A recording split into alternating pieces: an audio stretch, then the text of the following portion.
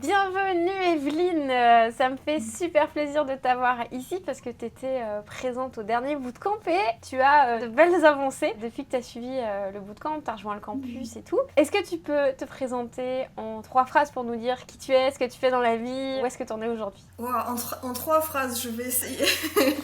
Avant, j'étais psychologue. Ouais. J'ai tout plaqué pour devenir nomade et pour réaliser mes rêves. Donc maintenant, je fais de l'illustration, de la musique, je fais des vidéos. Puis surtout, du coup, je participe à un programme environnemental. Du coup, je vais expliquer après. T'as fait de la psychologie, t'as tout plaqué, t'es devenue nomade. Attends, on va creuser tout ça, il y a beaucoup de sujets. Il y a trop de choses à dire. Il y a énormément de sujets. La première fois que t'as participé au bootcamp, t'en étais où? Alors moi la première fois que j'ai participé c'était en janvier et je venais de me casser la figure après quelque chose comme 4 mois de nomadisme.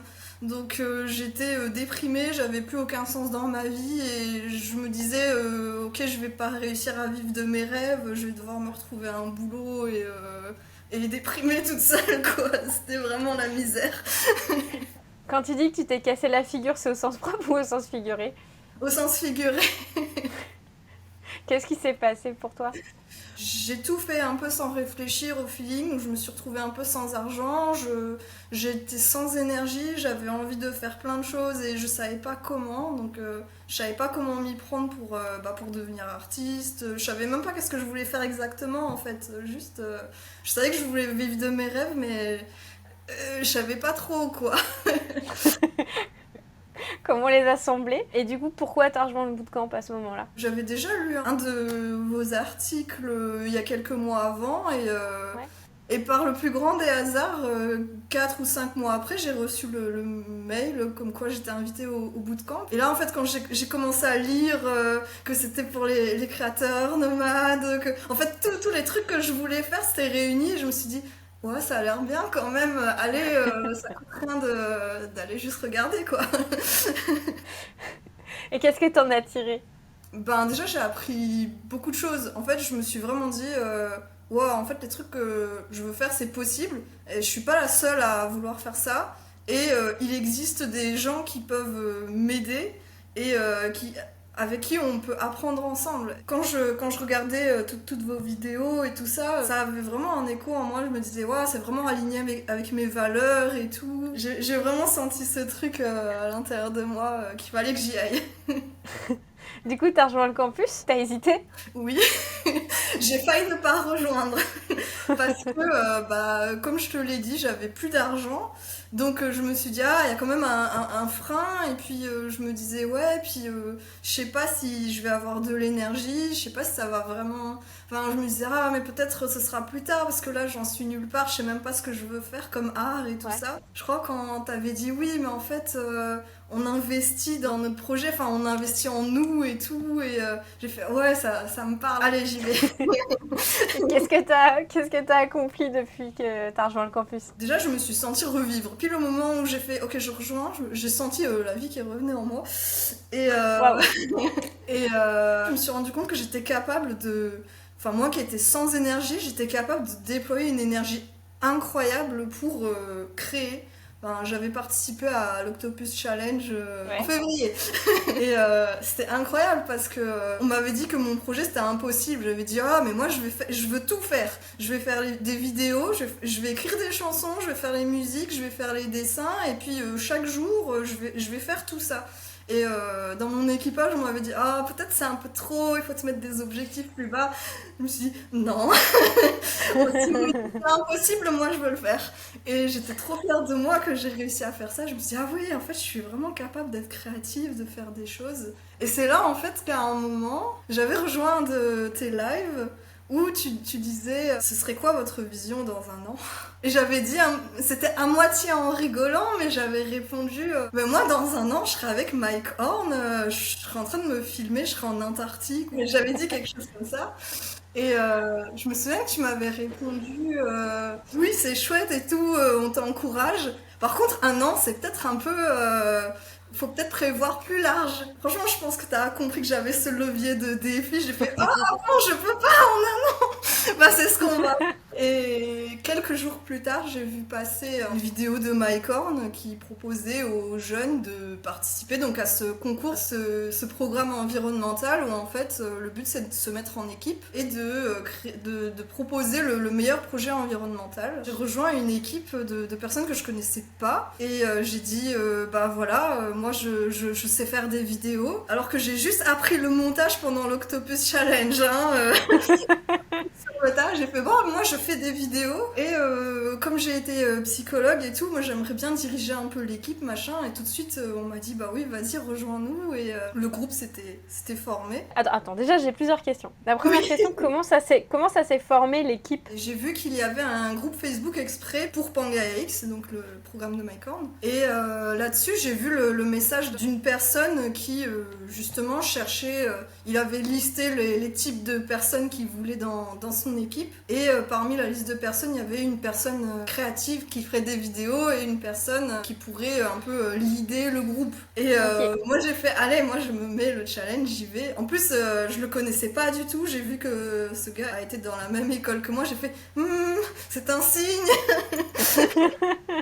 Est-ce que tu veux parler un petit peu du projet en tant que tel, de ce que vous proposez? Alors nous, notre projet, c'est, on voudrait créer un réseau social, en tout cas une plateforme communautaire qui va rassembler toutes les personnes qui sont sensibles à l'environnement, qu'on s'y connaisse ou pas en écologie, pour faire des actions pour le monde, pour la planète. On va proposer la possibilité de créer des événements, donc par exemple d'aller ramasser des déchets en groupe, en communauté. On va proposer des groupes d'échange, de partage.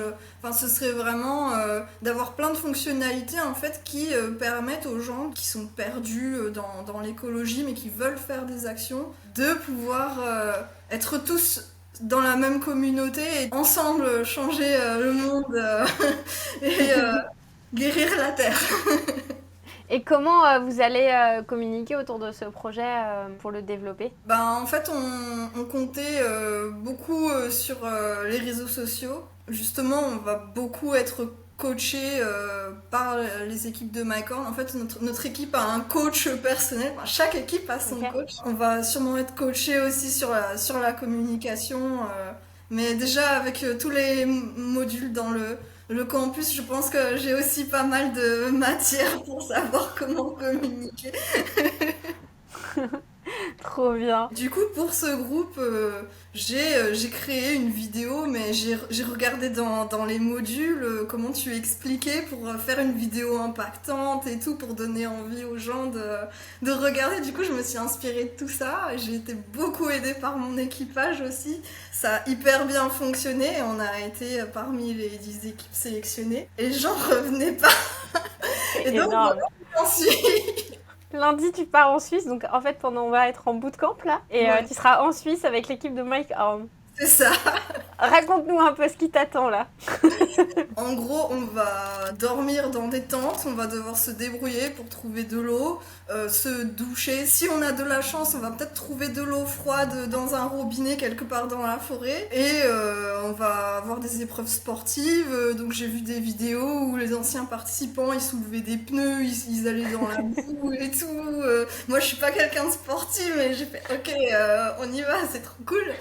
On va aussi avoir des séances de développement personnel, on va être coaché et tout ça. C'est déjà un petit peu ce qu'on fait en visio depuis un mois. En fait, c'est intense, on a plein de travaux à rendre en équipe et c'est vraiment une aventure humaine parce qu'on apprend à se connaître, on apprend à comment être les uns avec les autres, la cohésion d'équipe. Puis on va se fixer des challenges. Moi, je sais que parfois j'ai un peu du mal aussi à parler en public et tout. Et là, on va devoir faire des speeches et tout. T'es vraiment sortie de ta zone de confort là. C'est incroyable. Donc là, tu pars dans quelques jours en Suisse pour faire cette expérience. Et donc après, ils vont sélectionner un gagnant, c'est ça, parmi tous les projets? Alors en fait, là, au bout de cette semaine en Suisse, ils vont sélectionner 5 équipes pour continuer à développer le projet. Donc là, en fait, pour l'instant, depuis le 1er juin, on a tous des livrables à rendre. Donc on fait des travaux en équipe et pour développer notre projet écologique. Ça va continuer encore. Et puis les 5 équipes vont continuer à faire ça, à continuer à se challenger, à développer leur projet. Et à la fin, c'est une équipe qui gagne. Et l'équipe qui gagne, donc elle remporte de l'argent pour vraiment concrétiser son projet et remporte une expédition avec Mike Horn. Donc, en moins d'un an, tu seras sur la banquise avec Mike Horn. C'est trop génial. Est-ce que tu aurais osé le faire sans avoir rejoint le campus? Non. Il y a plein de choses que j'aurais pas osé faire si j'avais pas rejoint le campus. Enfin, franchement, surtout les équipages, c'est vraiment un truc de ouf parce que il y a vraiment un vrai soutien. Donc moi, je fais les équipages depuis janvier, depuis que je suis arrivée. J'ai pas arrêté. Et vraiment, il y a une solidarité de ouf. Les conseils, le soutien qui est partagé, il est vraiment incroyable. À chaque fois que je me suis retrouvée dans des galères, à chaque fois, il y a eu des personnes qui se sont cassées la tête pour m'aider. Là, ça fait un mois, en fait, que je suis chez Béatrice, qu'elle m'héberge, en fait, parce qu'elle habite pas ouais en Suisse. Oui. Et on fait des séances de travail ensemble et tout, c'est trop chouette. Waouh! Non, mais alors là, c'est des histoires que je connais pas, tu sais. Je me rends pas compte jusqu'où ça va, quoi. C'est incroyable tout ce qu'on débloque grâce au campus, franchement. Et c'est vraiment des amitiés qui se créent. C'est fou! C'est incroyable, incroyable. En janvier, c'était un peu ça va pas fort. Aujourd'hui, comment tu te sens? Bon, là, je crois que c'est un peu l'euphorie de la Suisse, mais je me sens un peu invincible. Après, forcément, il y a toujours des doutes, des questionnements, tout ça, mais je me dis, ok, en fait, j'ai un gros filet de sécurité. Si justement j'ai des questions, si je suis perdue, je sais que j'ai des personnes et j'ai la communauté qui pourra m'aider, quoi. Et qu'est-ce que tu dirais à quelqu'un qui hésiterait à rejoindre le campus? Juste oser le faire, écoutez votre cœur parce que franchement, je pense que moi, c'est une des meilleures décisions de ma vie. Waouh! Après avoir appuyé sur postuler pour Mike Horn. Oui, aussi. Mais c'est vrai qu'elle était avant. Du coup, c'est quoi les 3 grandes leçons que tu retiens justement de ton parcours de cette année? Alors, je dirais que c'est déjà oser. Oser faire des choses, même si on n'a pas confiance en soi, même si on pense qu'on est nul dans quelque chose, même si on pense qu'on n'a pas les compétences. Juste, il faut oser.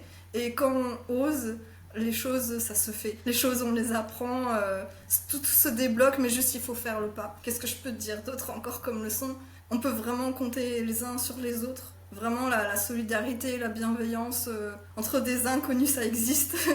Qu'il faut vraiment pas avoir peur de demander de l'aide. Une troisième chose aussi qui rejoint peut-être un peu la première, mais c'est vraiment de croire en soi. C'est pas parce que on pense qu'on est tout seul, qu'on est perdu, qu'on pense qu'on sait rien faire que c'est vrai en fait. Et que quand vraiment on veut quelque chose, on peut. Mais justement, c'est toujours un peu compliqué de se dire ok, là il y a quelqu'un qui dit qu'il faut croire en moi. C'est quoi les outils sur lesquels tu t'appuies pour croire en toi justement? Pour te sentir invincible, là, pour être en mode guerrière et te dire j'y vais. Bah, je sais pas si j'utilise vraiment des outils parce que en fait je crois que même jusqu'à maintenant je peux pas dire que j'ai confiance en moi. Genre je sais que j'ai pas toujours confiance en moi et que parfois je me dis je me sens nulle. Mais je fais quand même en fait. C'est vraiment, je réagis pas. Enfin, je sais que j'ai des peurs, je sais que j'ai des manques d'estime de soi, etc. Mais j'y vais en fait. Je me dis, ben, je vais pas laisser ça m'empêcher de vivre mes rêves, quoi. C'est trop bien. Non mais c'est vrai, et en fait beaucoup de fois où on se retrouve dans une situation où on n'a pas le moral, où on se dit je suis nulle et tout, bah forcément on n'a pas une bonne énergie, donc on est dans une dynamique où bah on va se tirer vers le bas, alors qu'on se dit, si on se dit ok bah tu sais quoi j'ai peur, mais je vais le faire quand même, et puis Oui. Au pire, qu'est-ce qu'il y a? J'ai essayé, dans l'autre cas, ben, je me suis juste... Enfin, si j'essaye pas, je saurais pas. La situation va pas s'améliorer. Et si j'essaye, bah, au pire, au pire, je réussis. Au pire, tu réussissais à passer le cap pour aller en Suisse dans le projet de Mike Horn. Donc, voilà. On réussit pas, au pire, on apprend. C'est ça, exactement. Au pire, on apprend. Et même quand entre guillemets, on échoue, on a déjà appris des choses et échouer, c'est pas une mauvaise chose en soi parce que t'as vu qu'il y avait un chemin qui n'avait pas marché, tu peux essayer une autre forme, une autre méthode, une autre approche. Donc l'action, ça aide aussi à prendre confiance en soi. Je pense que t'as quand même pris un petit peu de confiance en toi quand Oui. ta vidéo a fait son effet. Je me suis dit, ah, je suis pas si nulle que ça finalement. Qu'est-ce que tu aimerais partager à Evelyne qui regardait le bootcamp ou aux personnes qui regardent le bootcamp dans l'état dans lequel tu étais quand tu étais dans le bootcamp? Est-ce qu'il y a un message que tu aurais aimé t'envoyer? Tu peux tout. Oui, c'est tu peux tout et puis juste fais confiance à ton cœur et fonce. Il n'y a pas de secret. Dans un an, on te retrouve sur l'Antarctique. Où est-ce qu'on peut te suivre d'ailleurs? Où est-ce on peut suivre tes aventures, Evelyne? Alors sur Instagram, c'est Lunéanours. Et puis Ouais. si vous voulez suivre les aventures de mon équipe avec le projet de Mike Horn, c'est Pangaea X Ecosphère sur Instagram. Excellent. On va mettre les liens pour qu'ils s'affichent bien. Et un énorme merci, Evelyne, pour ta participation. J'espère que tu auras motivé un maximum de personnes dans le bootcamp. Et c'était trop chouette et j'ai trop hâte d'avoir la suite. Merci beaucoup. Merci.